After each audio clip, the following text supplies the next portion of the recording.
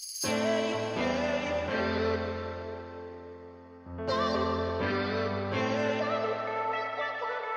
guys, I'm Julia from Central Schwenkfelder Church, and right now I'm at a site that my church has been working on all week.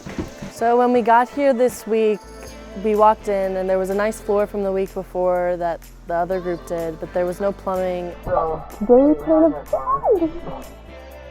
So as you can see, there was nothing in here. We put in this wall, we put in insulation, and now we're starting to put in drywall. See, there's linoleum flooring that we put in.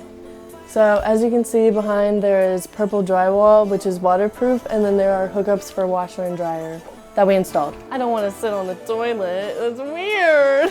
When we got here, there was no plumbing, and Keith Maurer and Jeremy helped install the plumbing and get it all working again. So now the toilet and the sink and the shower work. So in the basement underneath the bathroom, we have installed footers so they don't have to use a sketchy concrete block to support the house anymore. And there was also a lot of plumbing and wires that went down in here.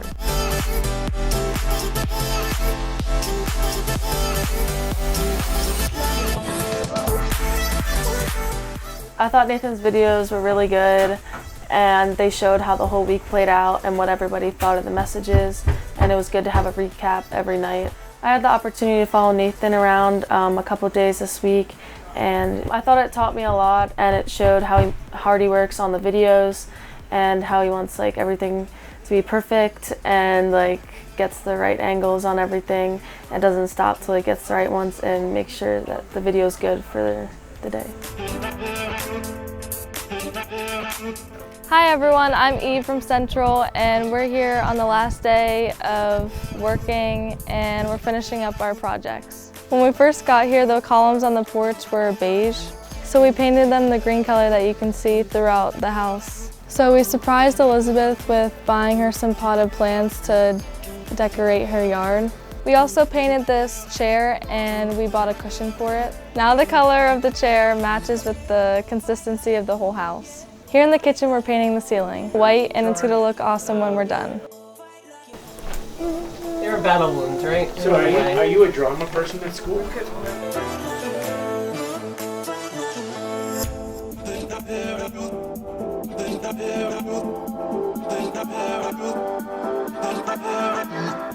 Hi, my name's Daniel. I'm at the house on Miller Street, and today we're finishing up our project. As you can see, this wood behind me, this was the old siding of the house. And Sydney and Luke have been spending the past few days ripping nails out of them so we can salvage as much as possible. Through the week, we've been installing windows in the house. Most of them are done, but we still have a few to install. As you can see on the side of the house where we removed all the siding, we put plywood and Lowe's wrap over it in preparation for siding. We've installed a lot of drywall on the ceilings and on the walls, and we've been mudding and spackling a lot. Behind me you can see they're installing drywall. A lot of work has happened in this room and upstairs, as you can see.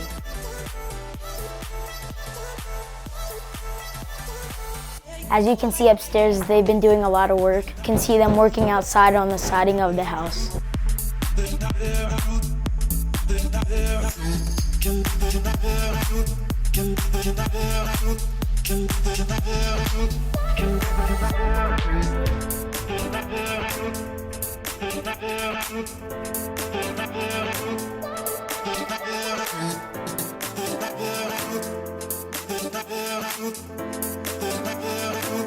Hi guys, I'm Sam from Central Schwenkfelder Church. This week we've been working on a lot of different projects around the site, which we're on right now. So I'll show you around. So one of the projects we worked on this week was the porch. We took off the carpet, which was looking not so nice, and then we added some brand new wood to it so that will work better as a ramp. And it looks a whole lot nicer right now, and we're just finalizing nailing it in.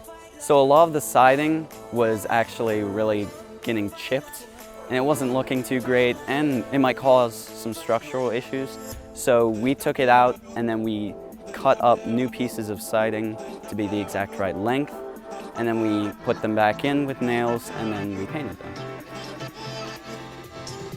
So on this side of the house, the group last week took down the entire siding and then put some back in. We then decided to paint it so that would look a whole lot nicer. Right behind me in the center of the wall, there was a big air conditioner that they took down last week.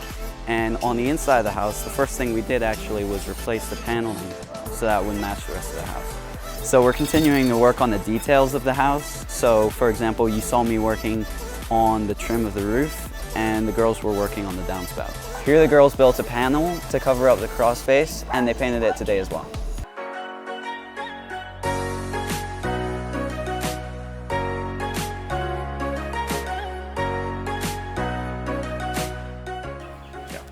I'm Dolores Keith and I live here with my son Dwayne Keith on Park Street. And we had two groups. They have done all the painting.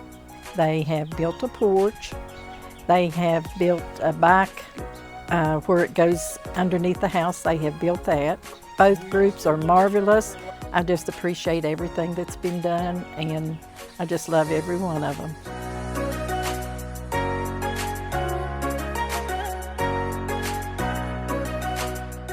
Well, it took them a little while longer than expected to get the project fixed, but this project looks so good. We got the concrete poured this week, we've got the railings assembled now, and that was quite the project. They had to put the supports in and then screw them all down and secure them and then put the white pieces over it to make it look nice, and then they went through the process of putting the railing things in. Great job, team. You guys are awesome. Keep up the great work, and these are one of the projects that I think every year, wow. So Doc's message last night was really about how God almost acts as a fatherly figure to us because he's our father. And he wants to put his arms around us because we're his children, and like all parents, he wants to defend us at all costs. And he sees all the mess we get into. And of course his heart hurts, but at the end of the day, he really still wants to act in that position of a father, and he wants to protect us.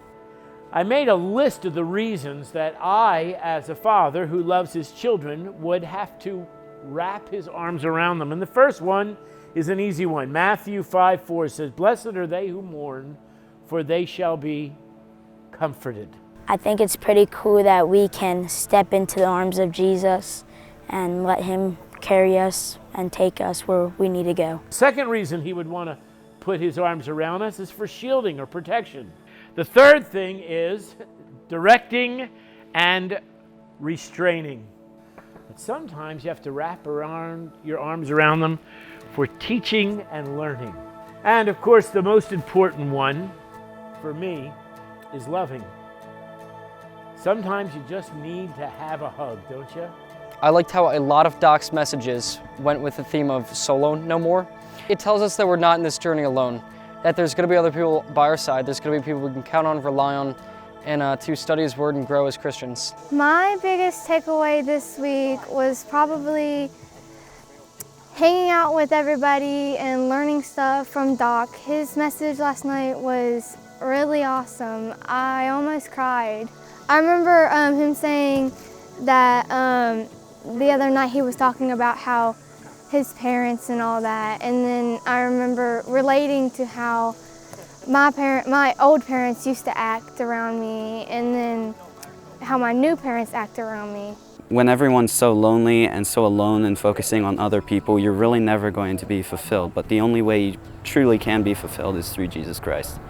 And that's what Doc really displayed through all of his sermons. I think it was really helpful to me to know that God's always going to be there for you, and that even when you feel like there's no one else that you can turn to, he's always going to be there for you to just pray and talk to him like he's right next to you. I really like the story of the birds in the cage. Easter Sunday morning, there was this rusty old bird cage sitting on the altar of his church. And as church went on, you could hear the people almost thinking, what's going on? And when the time for the sermon came, he said, you're probably all wondering about the bird cage. He said, this week I was going down the alley next to the church, and a little boy had this bird cage with 3 little wild birds in the bottom. And I said, son, what are you going to do with those birds? And he says, well, I'm going to take them home. I caught them. He said, oh, and then what? He says, well, I'm going to play with them and I'm going to tease with them. And he says, well, what then? You're probably going to get tired of them. He says, well, when I get tired of them, I've got cats. And the pastor said, son, how much for the birds? And the boy said, why would you want these birds, mister? They're dirty and they're smelly and they don't do anything. They can't even sing. He said, how much for the birds? He said, $10. Dr. Gordon said, sold. He bought the cage and the birds, and he opened the door and he let the birds free. He said, and that reminds me of another story. Jesus and the devil were having a discussion, and the devil said, look at all these human beings I've caught. And Jesus said, what are you going to do with them? He says, well, I'm going to teach them to lie and to cheat and to get divorced and to drop bombs on each other. And Jesus said, well, what are you going to do when you're done with them? And he says, well, they're not worth anything. I'm going to damn them all to hell. And Jesus said, what do you want for them? The devil said, all of your tears, all of your blood. And Jesus said, sold. It really showed us how we were set inside a cage and we were trapped, and the only way out, the only key is Jesus. And he lets us out of our sin, out of our misery, brings us home to him. Before we were dead in our sin, now we're alive in Christ and we're solo no more. It was a glorious day when Jesus rescued us, and that's exactly why I made my 24/7 commitment last night to stay with Jesus and let him guide me in my life.